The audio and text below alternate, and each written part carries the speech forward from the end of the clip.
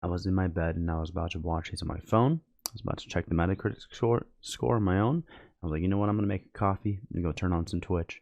And let's share in this special moment together. So let's watch this one. This is the Game Spot. Let's see what they got to say, and we'll watch a few others after this. Upon first impression, Final Fantasy XVI struck me with its darker, more violent tone. It's not just in the graphic depictions of bloody battles or godlike beings crushing each other to a pulp, but in the explicit narrative threads about persecution and enslavement. Death and destruction also follows in the wake of all the political and supernatural drama, and the brutality inflicted upon its victims is laid bare at nearly every turn, sometimes to the point of embellishment. There's a thematic coherence to it all, however, melding what happens at the ground level with the monumental to the point of embellishment. There's a thematic coherence to it all, however, melding what happens at the ground level with the monumental, fantastical elements. And within that harsh exterior is a gripping story about characters clinging onto their humanity, the bonds that give them strength, and the lengths they'll go to make the world a better place, as told in a way only Final Fantasy can.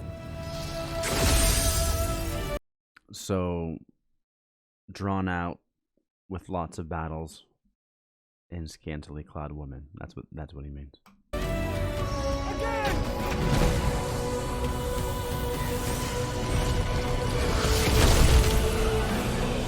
And with the most epic music that you'll ever hear.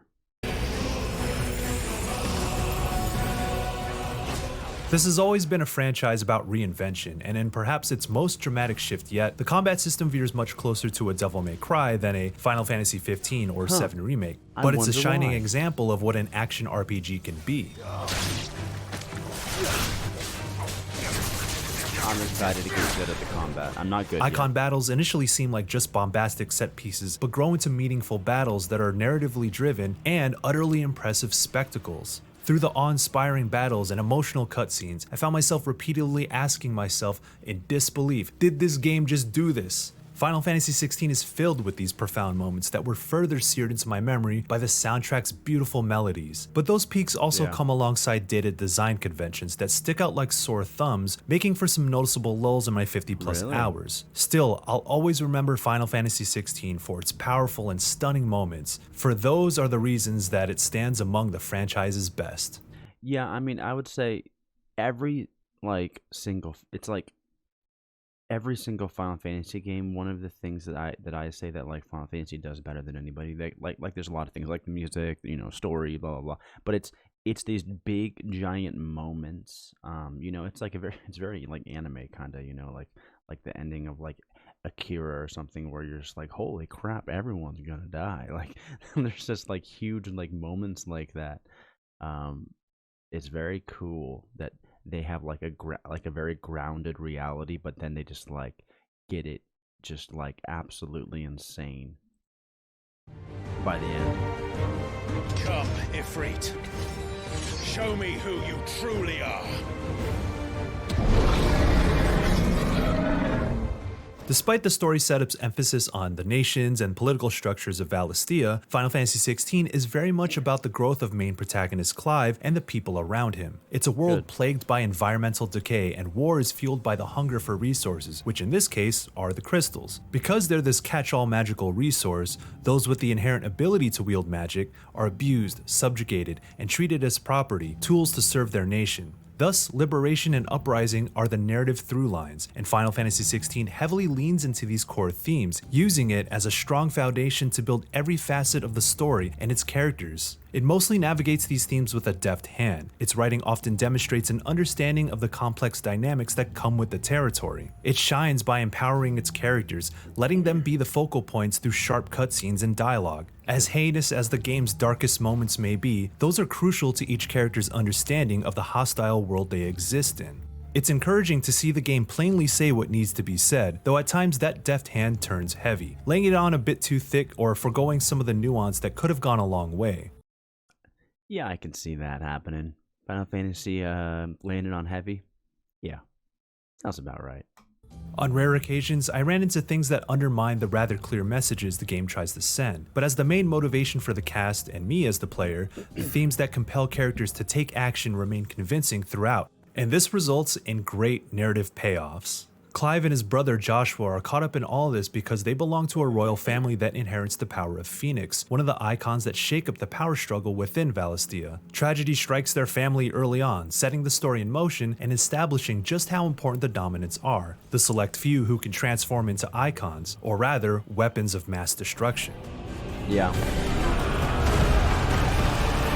In the metaphor of this game, icons are nukes. This blending of political drama, social injustice, and the fantastical tropes of Final Fantasy gives the story room to have the mythical bombast expected of the series, but also make it meaningful. Dude. Embedded in the themes That Garuda girl, she looks evil, dude. She looking so evil. Something about like her like small mouth with like sharp teeth.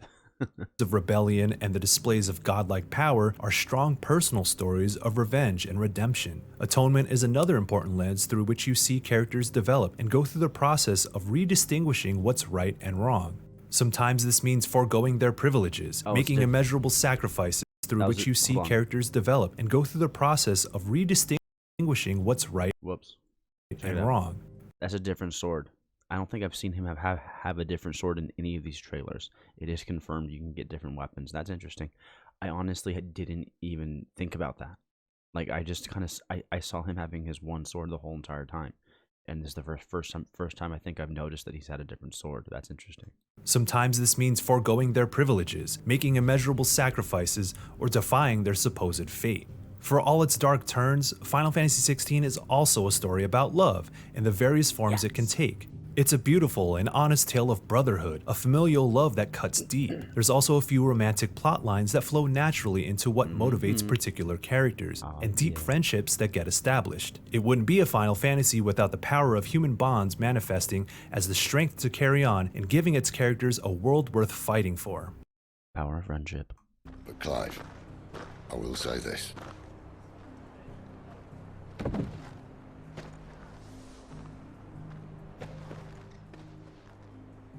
You're not a monster.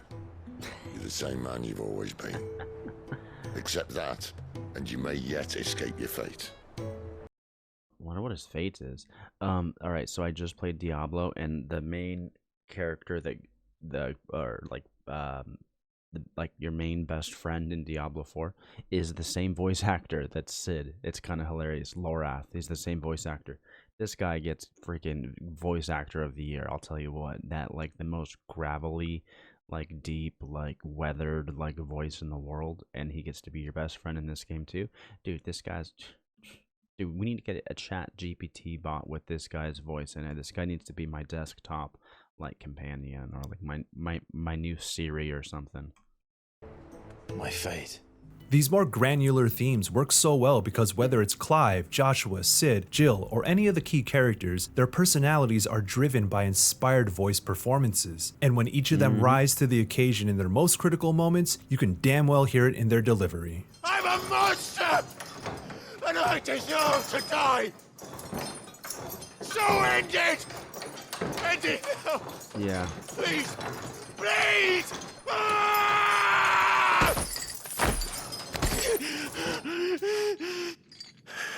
Oh boy. I reckon I can take you, if that's what you want.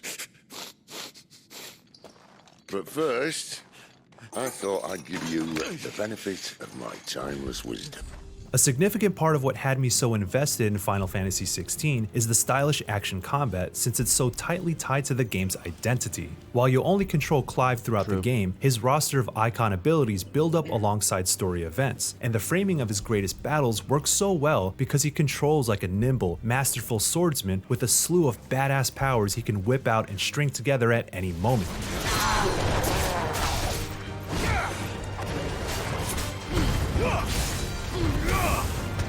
The game loosely retains the design principles of an RPG with skill trees, a leveling system, upgradable gear, and stats that create a sense of progression. But when you're in combat, your handling of Clive's technical capabilities and icon powers are what'll win the battle. You can equip 3 icons and swap between them on the fly. Each has 2 powers on cooldown and a unique feat that you can execute at any time. I'm excited to see what and mapping the out other your ones icon are, other than abilities is Garuda, key. And because these abilities Titan, and all have Phoenix. Like, properties such as I'm excited launching, to see what the other ones are like. Charge ups, or area of effect damage, you can get creative with some sweet combos. The more you inspect the nuances of how certain abilities can be strung together, the more you'll see the ways you can execute sequences akin to complex attack rotations.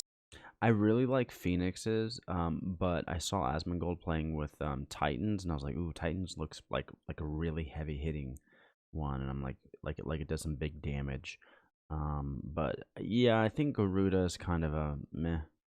But I don't know, maybe it has its place. But I really liked Phoenix's, I think, the best, just because it had like the blink one, where like if you're really far away from the enemy, like they'll do an attack and they'll like go underground and then like come up somewhere, or or something like that, or like fly away. You can like blink and just like be right back into the combat again, like immediately.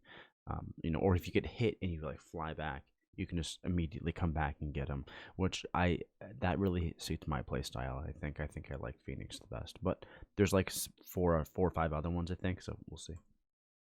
Brilliantly designed boss battles bring out the best in the stylish action combat. Typically, you work to bring down their stagger meter, then hit them with all you got once they're staggered, carefully planning your attack sequence to make the most of the damage multiplier, similar to Final Fantasy VII Remake. But these bosses also challenge your skills in dodging, positioning, reading incoming attacks, and reacting with precision and swiftness. Yeah, as someone who has a couple thousand hours in Final Fantasy XIV and regularly does Savage raids, I can clearly see how the MMORPG's boss mechanics have influenced Final Fantasy XVI. Yeah, I could see that as well. It's mostly just like the like how they telegraph like on the ground like where the attacks are going, so you kind of have to like do the dance thing. They definitely make you do the dance, and it made me like think about like what about Final Fantasy XIV felt like feels a little bit like, I guess, slow and disconnected, and it's the fact that you in Final Fantasy XIV, when something's like flying at you, it's like you don't get hit in real time. But like in this game, you do. You have to like actually dodge, whereas like in FF14, it's just all like timing, where like you just have to be out of the circle by the time the attack happens. But with this game, it's like you have to actually dodge the physical like thing as it's flying towards you, and it's just like this subtle distinction that you get when it's an action game versus an MMO, or versus it like a turn-based game, that just makes it more engaging. I mean, it's just real-time action combat is what it is. That's the difference. But it's like I like felt that like yeah, it feels good to like really be able to like have it be so responsive. I think I just really like action combat games, and it's something that I didn't even realize because I played turn-based games so much in my life, and I'm like, I think I really like these types of games, and I just didn't even know it. And I think that's really cool that that's what Final Fantasy 16 is doing. It's saying, hey, this is what we're gonna do, because trust us, guys, it's fun, and it is. It's one of the development team's many strengths, and I'm thrilled to see those design philosophies cross over to enrich the experience. Oh man, dude. You fight Garuda a lot in this game, or at least that's just like they just keep on showing you fighting Garuda a bunch. You probably fight all of the icons like this, but holy shit. And this version looks like actual Garuda, not just like that girl like half of Garuda. It's like this looks like you're actually fighting the real Garuda or something.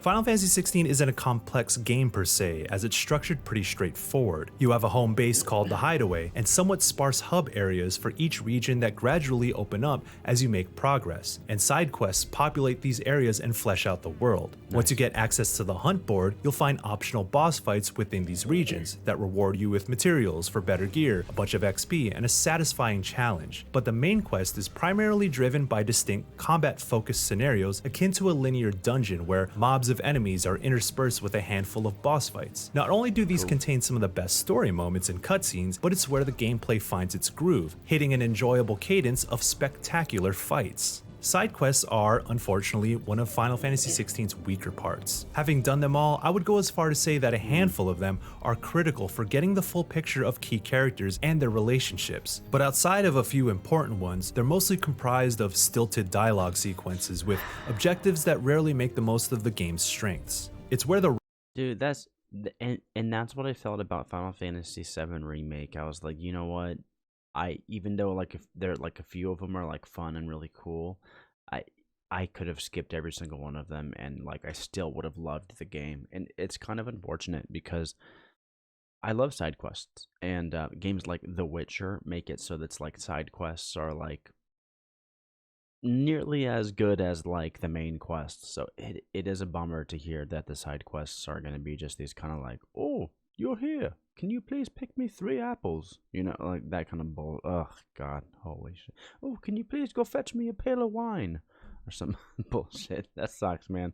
I wish they were a little better, but that's okay. Let's. Writing occasionally falls flat too, so the contrast in quality is stark when Final Fantasy XVI has best-in-class storytelling in its main quest. Where the game flexes the hardest, though, is in the icon versus icon battles.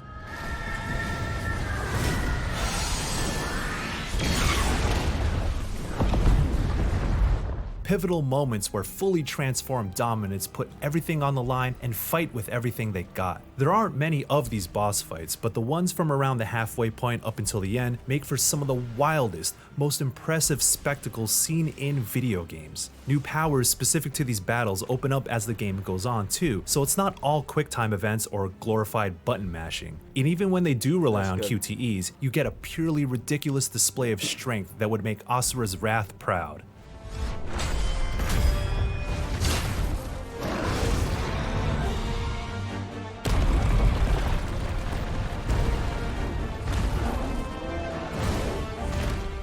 I'm not easily wooed by fancy cinematics or super high visual fidelity, but Final Fantasy XVI is one case where that technical prowess accentuates the grand scale of these genuinely surprising and unforgettable moments. Yeah, I am. I love it. I think it's important that graphics are good when you're making a game cinematic or you're making it like emotional. I think it's very important that graphics are good. Like they don't have to be the best graphics in the world, but they really help convey emotion, whether it's like a subtle emotion like sadness, love, that kind of stuff, or if it's like rage and like all this crazy epic stuff. Like I think it's like this point people love acting like graphics don't matter, but like, hey man, did you see those battles? Like, did you see that? Imagine that in like a 16-bit era. It's just not going to be as cool. It's just not. It wouldn't be a Final Fantasy game without the evocative soundtrack to match. Composer Masayoshi Soken and his team are a significant part of what makes Final Fantasy XIV so special, and their work on Final Fantasy XVI further proves that the series' music is in good hands. Wistful reverberating piano pieces, commanding orchestras and choirs, even electronic tunes and heavy guitars all somehow fit into a cohesive soundtrack. Even the normal boss theme had me sitting up straight, shoulders squared, humming along as I whooped on my foes with confidence. And the evocative melodies that become powerful leitmotifs capture feelings that are tough to put into words. Music is integral. Jill's theme is really good. I like it a lot.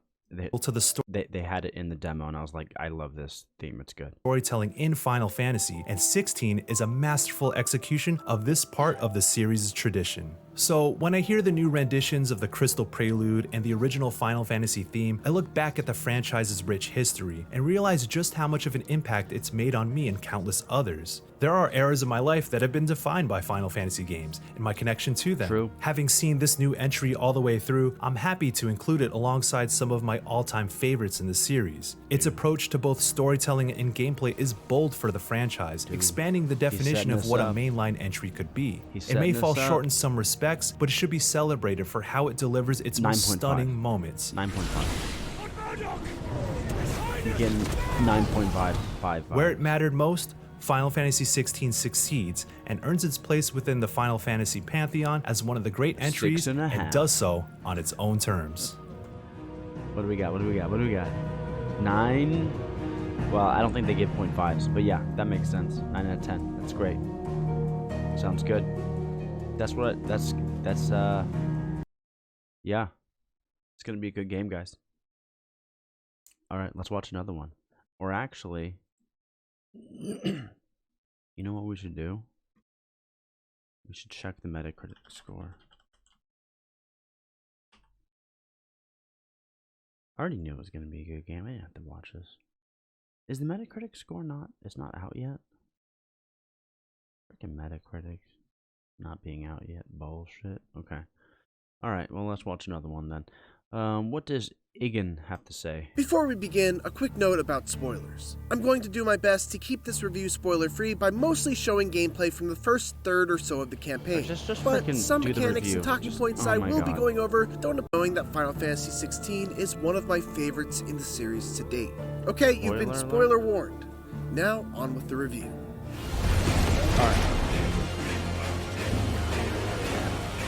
Actually, you know what? I don't want to. We already watched this. Let's just watch what they gave it. For action RPGs, it's near the top of the heap. Pair all of that with one of the best soundtracks of the year, incredible performances from top to bottom, and drop-dead gorgeous visuals, and you've got a game worthy of an orchestral Final Fantasy victory fanfare. 9. Interesting. That makes sense to me that like people are giving it a 9 and not a perfect 10. Interesting. All right, what else we got? I think these guys care a lot about these games. Let's see what these guys have to say.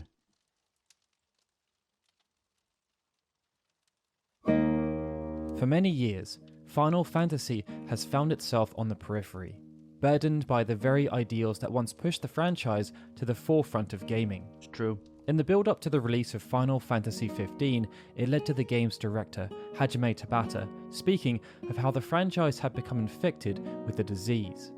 He believed that this disease had stemmed from entitlement and fear.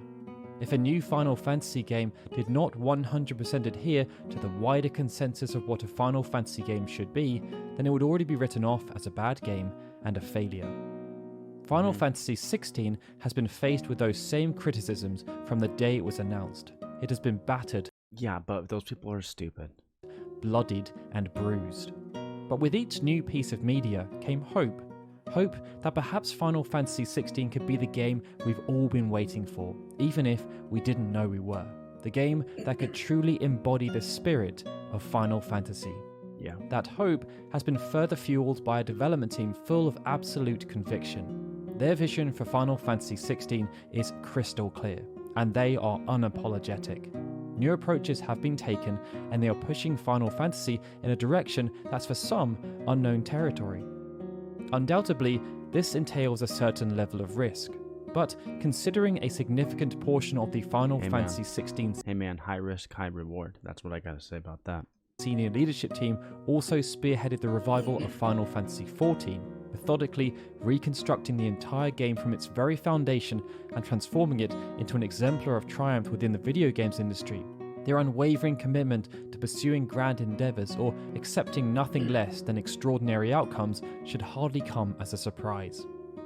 That then brings us to this extensive review. Yeah. Throughout, we will meticulously describe Final Fantasy XVI's foundational elements in our typical granular style.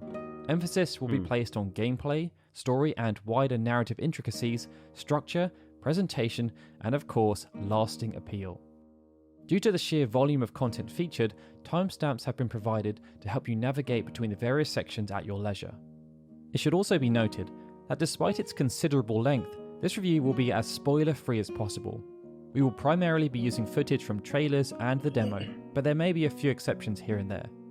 In our most recent preview, it was said that we have an uncanny ability to strike an amazing balance between being incredibly detailed without spoiling anything. Okay. And we Quit hope to patting continue yourself that on the sentiment back. throughout Okay, this review. All right. It was said one time in the During comments. the early stages of development, It was said one time in the comments that we are the best at making reviews, so here we are. it was decided that Final Fantasy XVI should embrace action. In truth, the franchise had been flirting with this change for some time. Hiroyuki Ito, the creator of the now famed active time battle system and director of Final Fantasy VI and IX, would serve as the pioneer. He felt as though the ATB system had run its course, and when working on Final Fantasy XII, Ito made use of the additional horsepower to create the active dimension battle system. The system was That fast-paced sucked. Yeah. and had a real-time Ugh. element. That Ugh. element meant controlling the entire party at the same Ugh. time was often too difficult, and so the developers created gambits to help manage everything. These used the same underlying principles to determine actions taken by monsters during the Super Nintendo era, and they were offered to the player as a way of helping to determine how the party would act given certain scenarios. Final Fantasy 13, 15, and the Final Fantasy 7 Remake would further these action-based aspirations, introducing different variations of fast-paced real-time combat. But none of them truly embraced action. There were still clear ties back to the turn-based systems of old, even if they weren't always front and center. Final Fantasy 16 Noctis did have some really cool animations, though, I will admit that. has not taken that approach. It's action through and through. Now, it's easy to understand why this may be daunting. As mentioned, even the more recent action-based entries in the franchise had turn-based systems good. designed Oh my to God. cater for those still yearning for the days of true turn-based Final Fantasy games. Game is so good. Even though no such systems exist within Final Fantasy 16, the developers have included elements to help ease the transition. The rings of accessibility, for example, will allow players to cater the experience to their desired difficulty. rings But the of game nubs. also features very generous checkpointing. Should the player fall while in the field, the game will That's true. respawn them to a nearby location. Yeah, in I don't know if it's going to be the same thing, but in the demo, I died during the twin harpies. I don't know, like the two Garuda girls, like the ones before you fight Garuda. I died when I was fighting them, but I died after I already killed one of them, and it checkpointed me to a point where one of them was already dead, and I just had to fight the other one, and like my life was back to like basic. I think it was at full health, and I was like, I feel like this is cheating. I was like, but I'm actually happy I don't have to redo all that shit. I'm like, all right. There's some pretty good checkpointing. And I think FF14 is just like a quality of life machine. So like I really, that makes sense that like this game, they care about that quality of life. They don't want you to have to just stop playing and have those moments where you have to redo a bunch of shit. Like they know better, and that's exciting to see.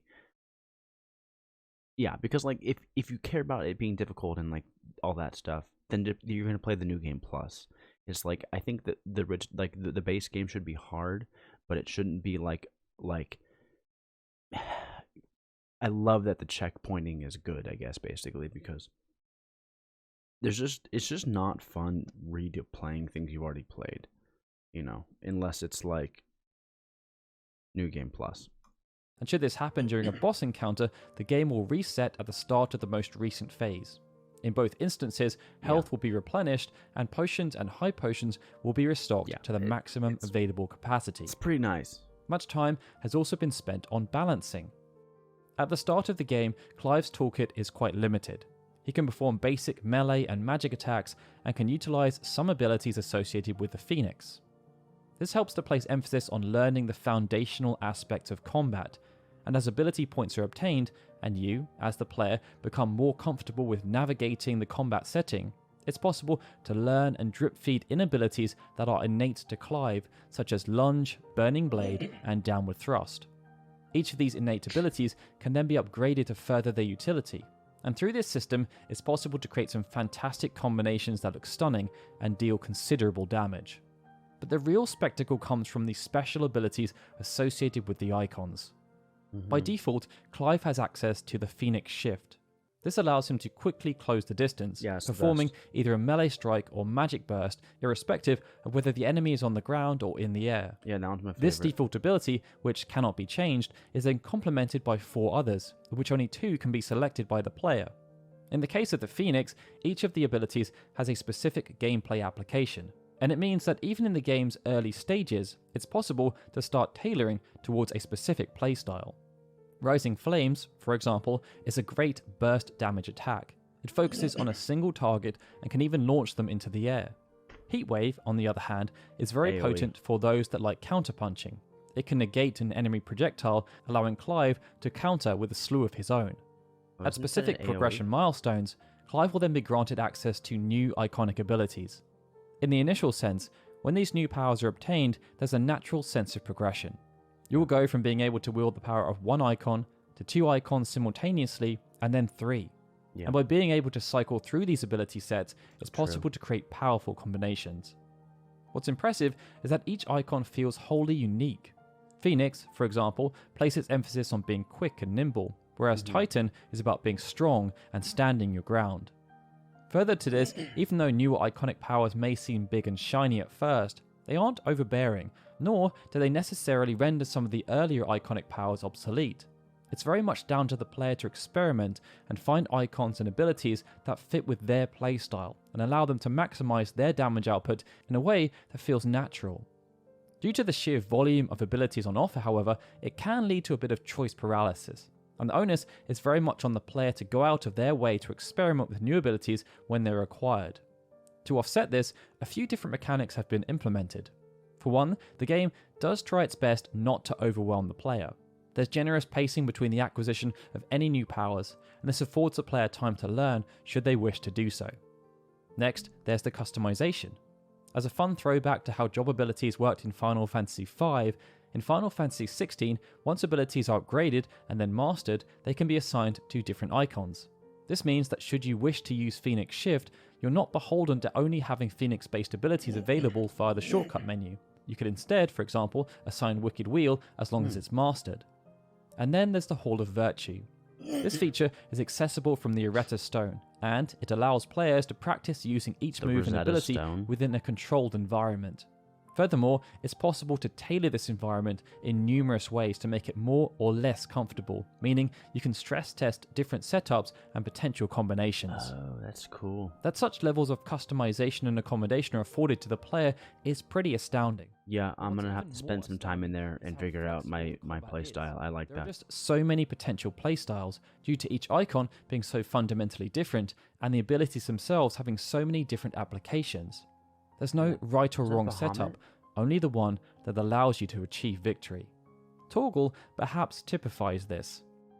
Alongside controlling Clive, players can also use basic commands to influence the actions taken by Torgal, his faithful companion. But it's very much the cherry on the top. When in the heat of battle, it can be far too easy to forget Torgal is even there. Yeah. That's not to say Torgal is ineffective, as the Ring of Timely Assistance can compensate for players who aren't able to focus on this aspect of gameplay. Instead, it's more to highlight that Torgal has so many applications for advanced players who want to squeeze everything out of the system. He can restore small amounts of health without using potions, but can also start or extend combinations. This then leads onto the stagger system, a system that seems simple on the surface, but also feels very complex. Throughout Final Fantasy XVI, you will encounter numerous bosses and large enemies. Each of these will have a will gauge, and this determines how much damage they take based on their will to continue fighting. Yeah. When the gauge is halved, the enemy will become stunned, and the damage they receive will be slightly boosted. Okay. When it's depleted, they become staggered, losing the will to fight back and letting down their defenses. Yeah. The more hits that are landed while an enemy is in this state, the higher the damage multiplier that's received and the greater potential for damage. Each ability Clive wields therefore has an intimate relationship with this system. There are some, such as Gouge or Wicked Wheel, that have more emphasis on reducing will by dealing lots of weaker hits in quick succession, but they can also be used to increase the damage multiplier. Others have more emphasis on dealing damage, and it may therefore make sense to save these up when the multiplier is at its highest in order to maximize output. But as Yeah, that makes sense. I guess, like, for me, I was like, Garuda's attacks, they're not very strong. I was kind of confused there, but I just figured out, of course, yeah, that makes sense. It's just like Tifa in FF7, where, like, she's there to really get the stagger gauge up high, and that's what Garuda's attacks do. That makes a lot of sense. But then also, not just that, you can also use it where once they're staggered, you can use it to get the damage multiplier up, because that goes up the more times you hit them once they're staggered. You see how it says like 1.05, that goes to 1.1, 1.15, 1.2, and then like you get that up by the amount of times that you hit them. So it's like you like maybe use Garuda earlier on to do that a few times to get the stagger up, maybe switch to something else, and then once you go back to staggering them, do the Garuda, do that thing one time, and then switch over to Titan and do like that really big strong attack. And that's probably that seems like a good way to maximize your damage. Okay, that makes sense. they have cooldown timers, you need to plan ahead to make sure that they're available when you need them most. Yeah, they have cooldown timers. Figuring out the most effective ways to But what I didn't realize is you have 2 cooldown timers. I didn't realize that. I thought it was just 1 cooldown timer, but you actually have 2 different ones. So like this is the one where like you can use Garuda's like crazy like fast attack and then switch and then use like the Y button for like the Titan one. Like you got to save up both of them. reduce will quickly, and then B, maximize output once an enemy is staggered, will become a core part of the combat experience. There's also a clear difference between the stagger system featured in Final Fantasy XVI compared to previous iterations, and this difference makes it feel much more balanced. You will, of course, deal more damage during times when enemies are staggered, and there's the added bonus of not having to worry about defending. But it's not a requirement for success. If you wanted to focus on pure damage dealing as opposed to trying to break will, then that's a perfectly viable approach, and you won't feel like you need to break will in order to achieve victory. The problem is that these guys, especially the bosses, are HP sponges. It's the sad reality. They're HP sponges, but that's okay. I mean, that's because, they are taking you through stages of the boss, but you really got to stagger them if you want to be there for, if you want to speed things along. These types of encounters also highlight how well the game manages the spectacle. All of these elements come together during boss fights, and there are so many. This could have been a recipe for disaster, as repetition could have crept in, but in all honesty, there is very little. Each boss encounter stands on its own 2 feet, offering a unique challenge to the player. And what's intriguing is that some bosses are even downgraded as the game progresses, appearing as standard enemies in the field. Yeah, they still retain the same movesets, but their importance is diminished as they are replaced by tougher and more challenging boss encounters. Yeah, that's fine. There are, of course, also showpiece boss encounters, and these do not disappoint. Everything comes together, from narrative context that provides drive, music that enriches and enhances that drive, and mechanics that keep the player engaged throughout. In short, Final Fantasy XVI features some of the best boss encounters ever. One of the crucial components is that these encounters have so many layers, and perhaps the most important layer is the iconic encounters. As the game progresses and more powers awaken, the iconic encounters become ever more complex and spectacular. The initial sparring session against Garuda is but a mere taste of what's to come, and the influence of Final Fantasy XIV shines through in these instances. Projectiles and melee strikes will need to be evaded, but there are also much bigger enemy attacks that have huge areas of effect, and to help players prepare, patterns will appear on the floor. These encounters also have numerous phases, with each one upping the ante. And encounters can even take on new forms, changing the setting to suit the narrative context as the fight progresses and becomes grander in scope. Now, much has been said in jest about QTEs, but they become the cornerstone of these encounters. In the heat of the moment, mashing the square button in frenetic fashion taps into some carnal instincts that are brought to the surface, and they help to make sure these encounters will live long. I don't know, you're tapping one button during those. It's not like, I don't know. They didn't even need to have them, to be honest, but yeah, they're fine. Aspect is. But in the wider sense, the narrative of Final Fantasy XVI hits all the right beats. There's a captivating protagonist, a compelling supporting cast, and a formidable group of antagonists. When combined with the living, breathing world of Valisthea, which in itself contains entire nations and small dwellings that are packed full of their own... Okay, I think I'm going to skip the narrative in the present. I think I'm just going to go to his conclusion. Not because it's not a good job, he's doing a great job. I'm going to probably wrap the stream up because I got to make some videos today about this game. And then tonight we're going to be playing this game when it comes out. It should be coming out at like 9 o'clock Pacific time, but we'll see. I know some streamers are going to have it early, but yeah, I'm just going to watch this conclusion. Let's see what this guy has to say about the conclusion. When layered over the main story, it means there are plenty of activities to keep players occupied for many, many hours. And this relates to the more story-focused activities, through to the inclusion of so many narrative-rich side quests, and then gameplay-focused activities such as hunts, arcade mode, and the chronoliths. Having experienced almost everything Final Fantasy XVI has to offer, it feels like a real landmark for the Final Fantasy franchise. Yeah. At its core is a rich and compelling narrative that is brought to life by fantastic performances. It builds over time in such an incredible fashion, and central to this is Clive Rossfield. Everything funnels through him, but instead of being drowned out, the supporting cast feed off of this energy. They each become compelling characters in their own right, as does the wider world of Valisthea. When also considering the top-notch gameplay, stunning presentation, and copious amounts of compelling side quests and gameplay challenges, it's hard not to consider Final Fantasy XVI as a must-have game for anyone who owns a PlayStation 5. And from a Final Fantasy perspective, Final Fantasy XVI stands as a very strong contender to those games released during the so-called golden era of the franchise. Yeah, 7 through 10. Thank you for watching all the way through to the end. Hopefully you enjoyed this extensive video review.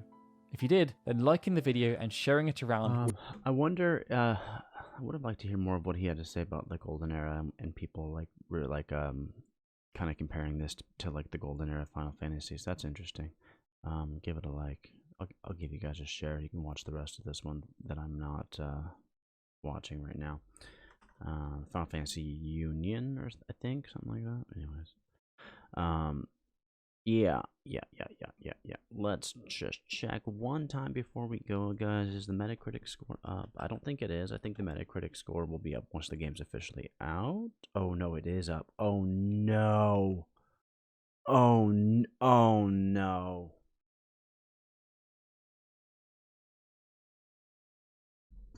It only has an 88. Yes, the dude. It's only has 2 perfect scores, and the first line is the game is by no means perfect. Why are we even playing it? Holy shit. Oh, dude, look at the digital trends. Gave it a freaking 60, dude. Oh, dude. Oh. All right, let's read some of these. Let's read the bad ones. This is freaking funny. Oh shoot, dude, look at all these freaking hundreds. You kidding me? Holy shit. What the loadout? Like, who the frick are they? But why though? What is this? Who are these people? IGN Italy gave it 95. Interesting. So I mean, this will change though. So like it is what it is. But I just have to say, Final Fantasy 7 through 10 are all in the 90s. So it's just interesting. You know, who gives a shit though? Like whatever, you know. A lot of these are good. Where are the bad ones? Okay, here we go. What? How do we only have that? Okay, all right. We're not gonna read that one. Let's read Digital Trends. Final Fantasy 16 delivers on the action. Here, let you guys see it here. Final Fantasy 16 delivers on the action side of its action RPG formula. Great.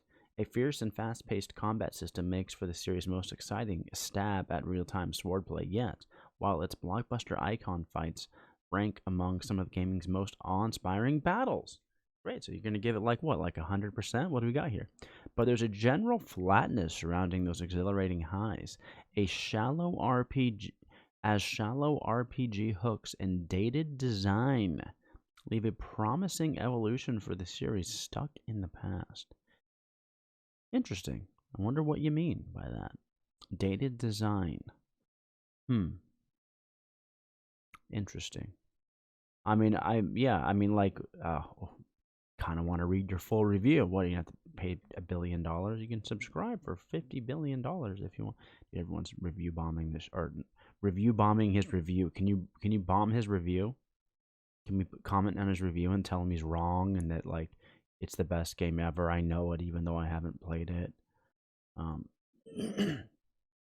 Let's look at. I want to read where here. Let's go. Dated. Let's hear. Here we go. Oh, you already said that. That's the part he already said. I want to see where he says like what's dated. Dated characters with barren world design. I get a sense they can feel exactly where the project's budget went. These incredible icon battles presented some of the most astonishing visuals we've seen on PlayStation 5 to date, though not without some performance hiccups.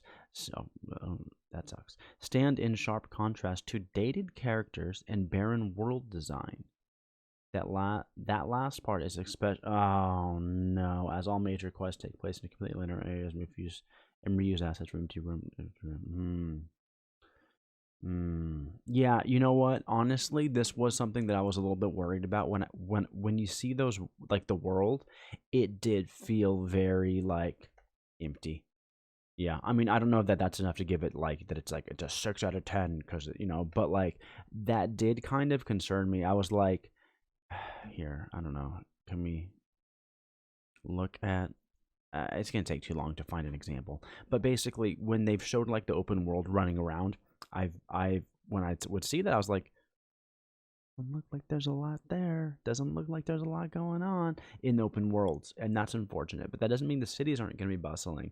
That doesn't mean there's not going to be great dialogue and great all. Like, it's still going to be a good game, but it is going to be a little bit more like when you're in like a zone. This is a level.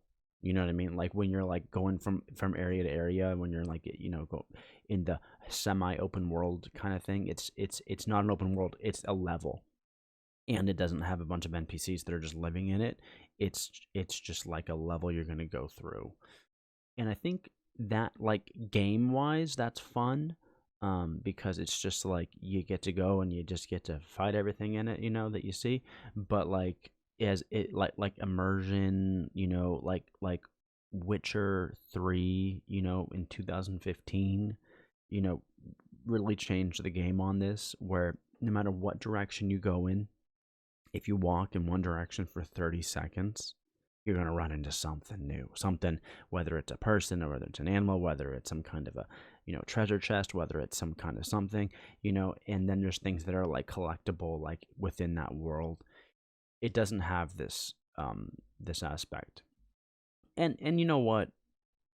Boo-hoo, I guess, like he said, where did the budget go? It went into making the other stuff amazing.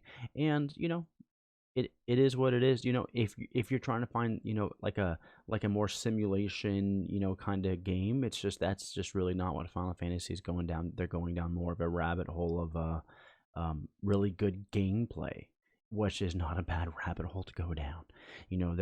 They're going down that road of like, hey, we're gonna have good gameplay. We're going to have it be really fun. We're gonna keep the story. We're gonna keep high quality acting. Cutscenes, but we're not going to make it some like giant sprawling like simulation. That's interesting. I'm okay with that. But I do like, because it's like they still have cities. They still have cities. But I do like games that are. See, I guess this is it. Yeah, they're giving you examples. Like, all right, you get someone on the road. You can press A, and you can like talk to them about what they, where they're going. But there's just nothing here. Like, like I've seen a lot of like screenshots like this where I'm like, like there's just nothing here, But whatever, game will be good. Getting great reviews. Makes sense, though. Polygon. Who gives a shit what Polygon thinks? Alright. It's a messy game. Sometimes it delivers, sometimes it does not. The combat system only becomes good after many hours of fetch quests. And the fetch quests are an insult. Still, the story is captivating. Yeah, unfortunate. Okay, I think I'm not going to spend in it. Like, I was planning on maybe doing every single freaking fetch quest. But I'm thinking maybe I won't anymore. I'm thinking that I'm not going to do every goddamn fetch quest there ever was. So 88. I think this is like what, like Final Fantasy 12 got or something. Interesting. All right, cool. Well, hey man, it's gonna be fun. We're gonna play it tonight. Thanks y'all for hanging out. I'll be back on tonight before we start, like an hour or so before it comes at like 7. I'll be on at like 7, and we'll be hanging out, and maybe yeah, we're gonna play some Final Fantasy tonight. It's gonna be a good night, guys. It's gonna be a good day. This is a special day. This doesn't happen all the time. You know what I'm saying? It doesn't happen all the time that a new Final Fantasy comes out. So this is a really great special day. All right. Well, I'll see you guys tonight. Have a good one.